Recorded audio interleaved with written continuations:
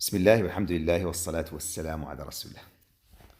شوف، الناس يعتقد أن الشخير أنه مشكلته الوحيدة لأنه رواية مزعجة للطرف الآخر، الشخص اللي عود راقد معاه في الغرفة والله الشريك في الحياة الزوجية، وأن الشخص نفسه بما أنه أحيانا ما يشعر بها ولا شيء ما فهم أي مشكلة، وهذا مفهوم خاطئ.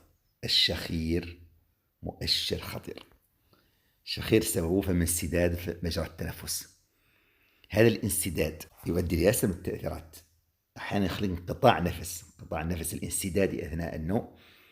هذا بشكل متكرر اكتشفوا أنه قد يؤدي للسكري من النوع الثاني، قد يؤدي لارتفاع الضغط، قد يضعف عضلة القلب، يخلق ملي التنفس الفموي، ينقص الأكسجين ليوصل للخلايا، فهذا يضعف وظائف الخلايا، يؤثر على الدورة الدموية.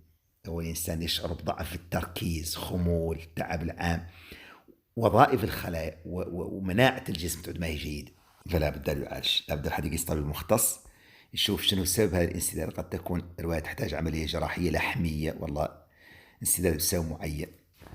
وبشكل عام فمن نصائح عام أن حد يخفض الوزن في حالة أنه فم زيادة في الوزن، هذا من الأسباب. حد يوقف التدخين في حالة أنه مدخن، ينتبه لعادات نوم صحية، رقاد يرقد في وقت معين، يهتم برقاده، يغير الوضعية.